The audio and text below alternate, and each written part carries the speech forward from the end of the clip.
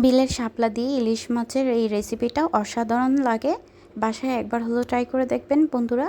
আসসালামু আলাইকুম। দেশ ও দেশের বাহিরে যেখান থেকে আমার ভিডিওটি দেখছেন আশা করছি সবাই ভালো আছেন। একটি লাইক দিয়ে পুরো ভিডিওটির সাথেই থাকবেন। আজকে আমি বিলের শাপলা রান্না করে দেখিয়ে দেব ইলিশ মাছের লেজ আর মাথা দিয়ে। চলুন তাহলে দেখে নেন আমি কিভাবে এই ইলিশ মাছটা রান্না করে নিয়েছি।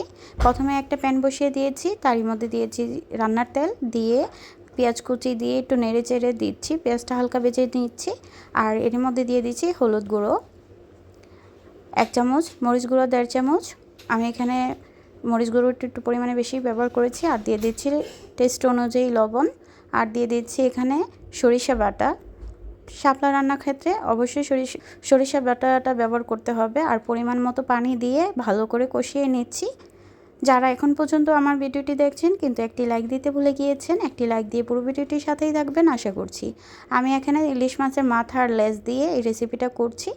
এখন ইলিশ মাছের মাথা আর লেজটা দিয়ে দিয়েছি, তারই মধ্যে দিয়ে দিচ্ছি শাপলা, কুটে রাখা শাপলাগুলো। এই বিলের এই শাপলা দিয়ে এত দুর্দান্ত একটা রেসিপি তৈরি করা যায়, না খেলে বুঝতে পারবেন না, এতটাই টেস্ট। বাসায় সবাই চেটেপুটে খেয়ে নেবে। বন্ধুরা একবার হলো বাসায় ট্রাই করে দেখবেন। বাজারে অ্যাভেলেবেল শাপলা পাওয়া যায়, একদম কম বাজেটে এই শাপলাটা কিনে এই রেসিপিটা তৈরি করে নিতে পারবেন অনায়াসে। আমি কিন্তু ঢাকনা দিয়ে ঢেকে রান্নাটা করে নিচ্ছি। যারা আমার ভিডিওটি নতুন দেখছেন চ্যানেলটি সাবস্ক্রাইব করে পাশে থেকে যেতে পারেন। পাশে থাকা বেল বাটনটা অন করে দিবেন যেন নতুন নতুন ভিডিও ছাড়ার সাথে সাথে আপনাদের কাছে নোটিফিকেশন চলে যায়। তো দেখতেই পাচ্ছেন আমি নেড়ে চেড়ে শাপলাটা রান্না করে নিচ্ছি। আমাদের জাতীয় মাছ এবং জাতীয় ফুল দিয়ে আমি এই রেসিপিটা করে নিয়েছি। বন্ধুরা দেখতেই পাচ্ছেন আমি ঢাকনা দিয়ে রান্নাটা করে নিচ্ছি।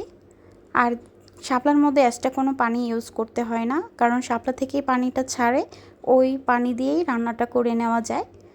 আমি কিভাবে রান্না করে নিচ্ছি একদম শর্টকাট আপনাদের সাথে দেখিয়ে দিচ্ছি। আর খুব ঝটপট এই রেসিপিটা করে নেওয়া যায়। আর এতটাই টেস্ট, পাশে সবাই তো অবাক হয়ে গিয়েছে এই রান্নাটা খেয়ে।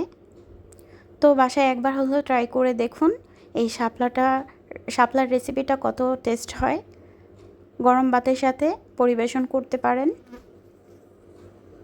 অনায়াসেই, রান্নাটা শেষ হয়ে যাবে, এত টেস্ট। এখন দিয়ে দিচ্ছি কাঁচামরিচ, আমার রান্নার প্রায় শেষ পর্যায়ে। এখন কাঁচামরিচ দিয়ে দিয়েছি, পানিটা শুকনো আগ পর্যন্ত অপেক্ষা করছি, রান্নার শেষ পর্যায়ে। এখন আমি আপনাদেরকে পরিবেশন করে দেখিয়ে দিচ্ছি। তো দেখতেই পাচ্ছেন কতটা লোভনীয় হয়েছে। প্রিয় দর্শক, যারা এখন পর্যন্ত আমার ভিডিওটির সাথেই ছিলেন সবাইকে অসংখ্য ধন্যবাদ। আমার এই ভিডিও আপনাদের কাছে ভালো লেগে থাকলে লাইক, কমেন্ট, শেয়ার করে পাশে থাকবেন। আর চ্যানেলে নতুন হয়ে থাকলে অবশ্যই চ্যানেলটি সাবস্ক্রাইব করে পাশেই থেকে যাবেন। আর আমার রান্নাটা কেমন লেগেছে কমেন্টে জানিয়ে যাবেন।